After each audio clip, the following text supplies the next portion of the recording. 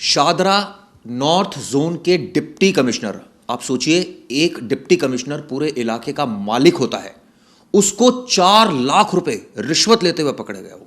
और आप सोचिए जिस आदमी ने उसको पकड़वाया, जिस आदमी ने ये पूरी व्यूह रचना रची, क्योंकि ये आदमी भ्रष्टाचार के खिलाफ है। मेरे साथ बैठे हैं श्याम सुंदर अग्रवाल, दिल्ली के पूर्व मेयर रह चुके हैं और इन्होंने ही ये कवायद रची। और उसके बाद जो डीसी है अभिषेक मिश्रा, वो गिरफ्तार हो गया और उसको थोड़ी देर में अदालत में पेश किया जाएगा। हो सकता है उसको जेल भी भेजा जाए, जमानत तो मूव करेगा, वो एक्सेप्ट होती है नहीं, ये देखने वाली बात है। श्याम सुंदर जी, ये बड़ा टफ टास्क होता है और ये तो सीधा सीधा अपनी सरकार से ही दुश्मनी लेने वाली बात है, अधिकारियों से दुश्मनी लेने वाली बात है। हुआ कैसे, ये कौन लोग थे जो आपके पास आए और क्या इनकी पीड़ा क्या थी? पहली बात तो मैं कहूँगा कि सरकार से दुश्मनी लेने वाली कोई बात नहीं है, क्योंकि प्रधानमंत्री जी कहते हैं ना खाऊंगा ना खाने दूंगा। इसका मतलब है कि भ्रष्टाचार के खिलाफ जीरो टॉलरेंस। और कल अभी अपने सीएमओ ने भी ट्वीट किया है कि भ्रष्टाचार के खिलाफ जीरो टॉलरेंस। जहाँ इस जो ये घटना घटी है, 2 एलआई जो कि सस्पेंड चल रहे थे, सस्पेंड होने के बाद उनसे काम तो लिया जाता है लेकिन उनको तनख्वाह आधी मिलती है। और उनका कहना ये था, मैंने भी देखा, मेरे साथ उन लोगों ने काम किया है, उन लोगों ने कभी जीवन में गलत काम नहीं किया, अच्छे ईमानदार लोग थे, लेकिन उनको मुझे मालूम है कि साजिश के तहत फंसाया गया। इनकी फाइल शादरा नॉर्थ जोन के डीसी अभिषेक मिश्रा जी के पास थी, उनको जांच का जिम्मा सौंपा गया था। लेकिन हैरानी की बात है कि 14 अक्टूबर से फाइल उनके पास थी। ये कई बार कई निगम पार्षदों के माध्यम से भी गए, मैंने भी फ़ोन किया कि भाई इनकी फ़ाइल को निपटाइए। हमने ये नहीं कहा कि इनके पक्ष में देना है, आप फाइल को निपटाइए, आगे जाएगी तो ये भी अपने काम में लगेंगे, लेकिन उस पर उन्होंने ध्यान नहीं दिया। फिर ये मेरे पास आए, भाई साहब क्या करें। मैं कहा एक आध जो उनके क्लोज हैं उनसे बातचीत कीजिए। तो जो अभिषेक मिश्रा जी क्लोज थे वो थे दिवांशु गौतम, जो एओ हैं, एडिशनल ऑफिसर हैं। तो ये उनसे मिले, जाके उनसे बातचीत की, अपने रिक्वेस्ट की। तो उन्होंने कहा भाई बिना पैसे काम होने वाला नहीं है। अच्छा। उन्होंने कहा भाई 10-20 हज़ार लगे हम दे देंगे। उन्होंने कहा नहीं भाई पैसे तो ज़्यादा लगेंगे। और बात 2-3 बार बात होते होते उन्होंने कहा 4 लाख से कम सौदा नहीं होगा। मतलब 4 लाख एक फाइल? नहीं, दोनों के 2 एलआई थे, 2 लाख रुपये आपको देने ही पड़ेंगे। ये बड़े परेशान, पैसे का जुगाड़ नहीं, इन्होंने कैसे भी जैसे भी सहयोग किया और पैसे इन्होंने इकट्ठे किए। मैं क्योंकि ऐसे जो भ्रष्ट लोग हैं उनका एक ही इलाज है, वो है सिर्फ जेल।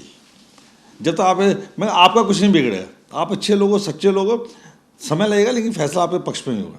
इनको बात समझ में आ गई और बाद में समझ में आने की इन्होंने उससे बातचीत की, 4 लाख में बात फाइनल हुई। और फिर ये सीबीआई जो लोधी रोड में कार्यालय, वहाँ पे गए, वहाँ पे जाके मैं उनके साथ गया और वहाँ पे जाके बातचीत की। बातचीत कर होता है, कंप्लेंट से पूछते नहीं है किसकी कंप्लेंट है, वो सीधा उनको ऊपर ले आते हैं अधिकारी के पास, उनसे बातचीत करते हैं। उनकी एफआईआर दर्ज करवाई गई। एफआईआर दर्ज होने के बाद ये जाल बिछाया गया, रिकॉर्डिंग की गई, पैसे के ऊपर कलर लगाया गया।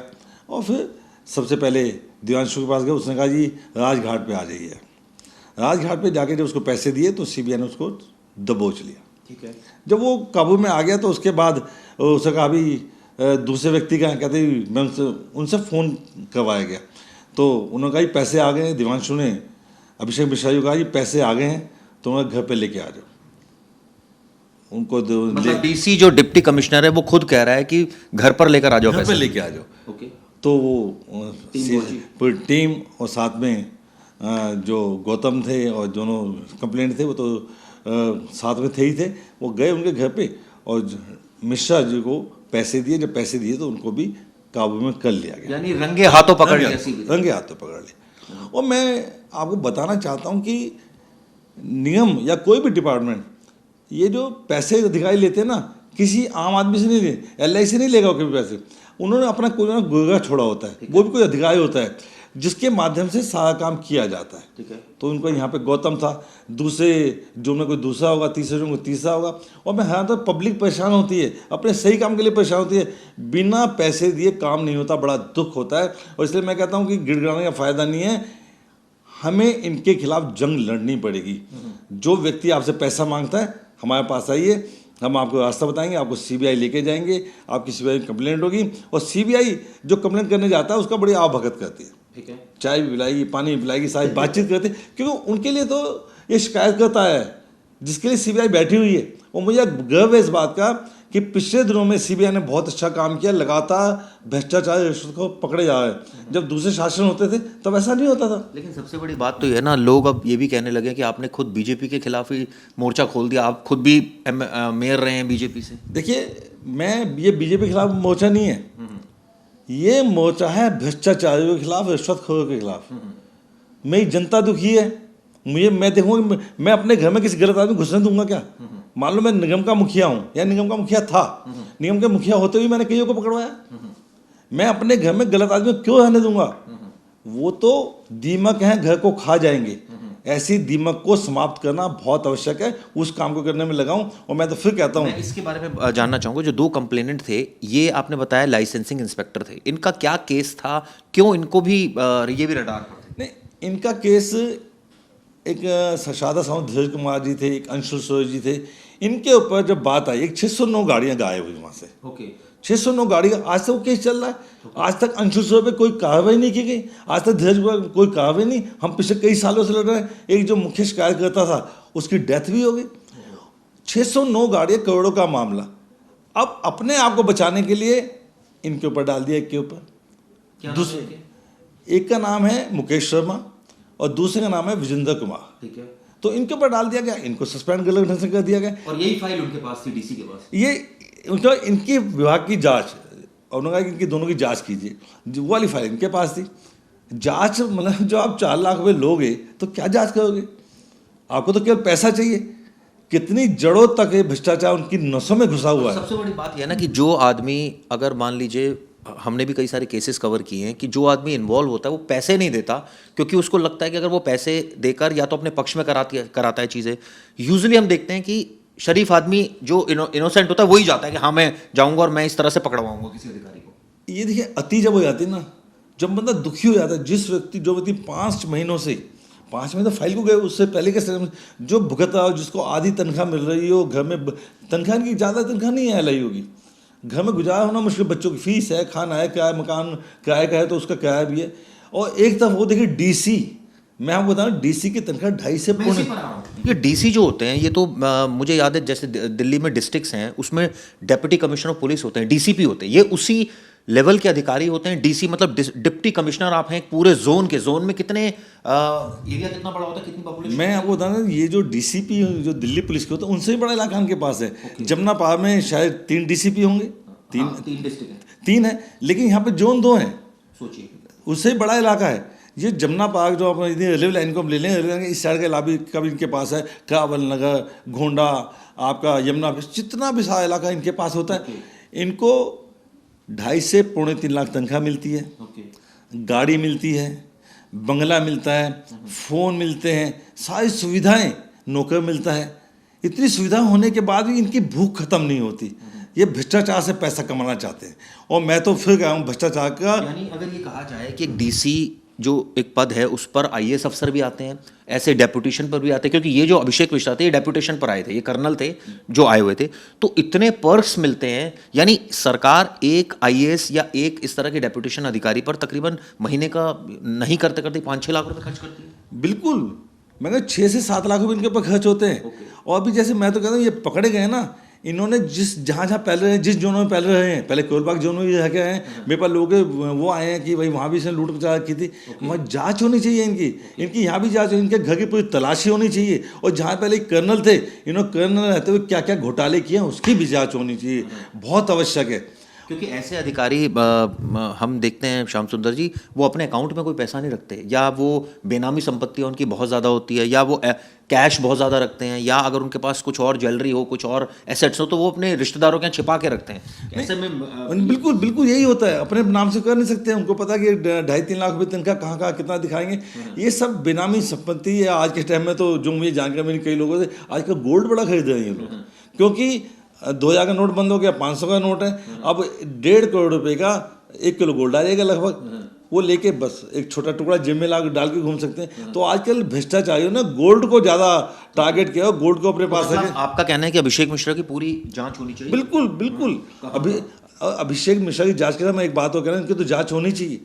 निगम में भी यदि कोई अधिकारी पकड़ा जाता है, मान लो आज बिल्डिंग का कोई पकड़ा गया, तो डीसी को भी सजा मिलनी चाहिए, क्योंकि जितना पैसा है ऊपर नीचे से लेकर ऊपर तक जाता है। मैं एक जनरल पूछना चाहूंगा, जैसे डीसी कोई होता है तो उसके अंडर कौन कौन से विभाग, ये जितने विभाग होते हैं सबका हेड डीसी होता है? सबका हेड, जितने भी निगम के काम होते हैं तो वो अपने जोन का मालिक होता है, अपने जोन का एक तरह कमिश्नर होता है। चाहे बिल्डिंग डिपार्टमेंट हो, चाहे हेल्थ वाला हो, चाहे लाइसेंस डिपार्टमेंट हो, चाहे गार्डनिंग का हो, चाहे हॉस्पिटल, जितने भी हैं सब डिपार्टमेंट्स के अंडर आते हैं और उसके छोटे छोटे नीचे सब होते हैं। तो इन्होंने, इन जैसे व्यक्तियों ने तो टारगेट बनाया होता है, हाँ भाई लाइसेंस से तुझे इतने पैसे देने, तूने बिल्डिंग से इतने देने, तो ये सबको टारगेट। क्या ये बीजेपी की जो सरकार है निगम में, उनको नजर नहीं आ रहा सारी चीजें? सर देखिए, बिना सबूत के आप कुछ नहीं कर सकते। अब जैसे पकड़वाया सबूतों के जेल जाएगा। आप क्या, आज के समय में ये हो गया यार, सब बेईमान है। बेईमान की परिभाषा ये है, जो पकड़ा जाए वो बेईमान है। पकड़वाएगा कौन? जनता पकड़वाएगी। मैं जाके ये तो कह दूंगा जी वो बेईमान है, लेकिन पकड़वाएगा कौन? मेरे साथ बेईमानी में मुझसे पैसे मांगे तो मैं ही तो पकड़वाऊंगा। ठीक है, चलिए बताइए कि अगर कोई आदमी इस तरह से परेशान कर रहा है, एमसीडी में कोई अधिकारी कर रहा हो, तो उसका तरीका क्या है? सीबीआई में कहाँ जा सकते हैं? सीबीआई में लोधी रोड में इनका मेन हेड ऑफिस है, वहाँ पे जाएं। वहाँ पे जब अपना आधार कार्ड जरूर लेके जाएं, बिना आधार कार्ड के आपकी एंट्री नहीं है। वहाँ पे आप जाएं, आपको नहीं बताना कि मुझे किसकी कंप्लेंट करनी है। आप वहाँ पे नीचे जाएंगे, उसको कहते हैं मैंने कंप्लेंट करनी है, किसी की बोलते किसी की कंप्लेंट करनी है, वो आपको सीधा सम्मान के साथ आपको ऊपर लेके जाएंगे। ऊपर आपको थोड़ी देर बिठाएंगे, फिर जो संबंधित अधिकारी उनको डील करेगा उसके पास लेके जाएंगे। वो आपको सारी जानकारी लेगा, आपकी FIR दर्ज करेगा और फिर उस जानकारी को लेने के बाद वो कंफर्म भी करेगा आपने किसी के खिलाफ झूठी रिपोर्ट तो नहीं दी। वो उसको फ़ोन मिलवाएंगे, बातचीत करवाएंगे या हम भेजेंगे, प्रिपरेशन करेंगे पकड़ने की। हाँ बिल्कुल, उनके पास सारी रिकॉर्डिंग आती है, सब कुछ एक एक चीज़ को बड़े पक्के के साथ। और मेरा मानना ये है कि जो CBI से पकड़ा जाता है 99% उसको सजा होती है। हमने एक AO और एक लाइसेंस इंस्पेक्टर को पढ़वाया था, अभी 2 महीने पहले 4-4 साल की उनको सजा हुई। चलिए, इस मामले में आपने देखा किस तरह से श्याम सुंदर अग्रवाल जी ने बताया कि किस तरह से इन्होंने अभिषेक मिश्रा यानी इलाके के जो सबसे बड़े मुखिया हैं, DC को ही पकड़वा दिया। क्यों? क्योंकि वो रिश्वत मांग रहे थे। सवाल ये भी उठता है ना कि ये तो एक केस आया था सामने, पता नहीं कितने ऐसे केसेस हो, कितनी रिश्वत ले भी ली हो। नहीं ली होगी, बिल्कुल, ये पहला केस नहीं है। ये तो जब गौतम की ठुकाई होगी, गौतम उसका मीडिएटर तो बताएगा, या अभिषेक मिश्रा खुद बताएगा। CBI को एक दिन का रिमांड पे मिले हैं। मुझे लगता है कि कुछ जांच हुई होगी, पता चला होगा, समय बताया क्या क्या उनके पास मिला है या मिलने वाला है। लेकिन ऐसे लोगों को छोड़ा नहीं जाना चाहिए। और मैं एक बात तो आपके चैनल के माध्यम से कहना चाहूँगा, सज़ा बहुत कम है। इनको 3 साल की सजा होती है, जमानत हो जाती है। 4 साल की सजा होता है, हाई कोर्ट जमानत होती है। इसके लिए सख्त कानून होना चाहिए। जो व्यक्ति रिश्वत लेते हुए पकड़ा जाए उसको कम से कम आजीवन कारावास होना चाहिए। यहाँ तक कि बड़ा मामला हो तो फांसी तक की सजा होनी चाहिए। तभी देश से भ्रष्टाचार मिलेगा, तभी जो मोदी जी कहते हैं ना खाऊंगा ना खाने दूंगा, वो चरितार्थ होगा। एक चीज़ और भी है इसमें, जैसे हम देखते हैं अक्सर मुकदमा दर्ज होता है, आरोपी को पेश किया जाता है, बहुत जल्दी बेल भी मिल जाती है आरोपी को। हाँ बेल, मैं वही कह रहा ना, इनको जब तक फैसला नहीं तब तक जेल से नहीं निकालना चाहिए। लेकिन हमारा कानून है, कानून को सख्त करने की जरूरत है, कानून कड़ा करने की जरूरत है। जब तक कानून कड़ा नहीं होगा तब तक इन रिश्वतखोरों पे, भ्रष्टाचारियों पे लगाम लगने वाली नहीं। चलिए, बहुत अच्छा काम इन्होंने किया। जो शादरा जोन के जो DC हैं यानी डिप्टी कमिश्नर को ही पकड़वा दिया। 4 लाख रुपए वो रिश्वत ले रहा था, पता नहीं कितने रिश्वत पहले ली होगी। क्या ईमानदारी से जांच होगी? क्या एक एक अकाउंट खंगाला जाएगा उनका? बेनामी संपत्तियों का पता लगाएगी CBI? नामी संपत्तियां तो इनके पास लिमिटेड ही होगी। इन्होंने कई सारी इन्वेस्टमेंट, चाहे वो गोल्ड की शेप में हो, प्रॉपर्टी की शेप में हो या और चीज़ों में हो सकता है कि की हो, ये कोई बताता थोड़ी है। क्या ये सारी चीज़ें पता लग पाएंगी? देखने वाली बात ही होगी। चलिए, श्याम सुंदर जी ने हम सबको बताया किस तरह से अगर कोई परेशान कर रहा हो तो CBI में कहाँ जाया जा सकता है, कैसे कंप्लेंट की जा सकती है। उम्मीद करता हूँ वीडियो आपको पसंद आएगी। धन्यवाद।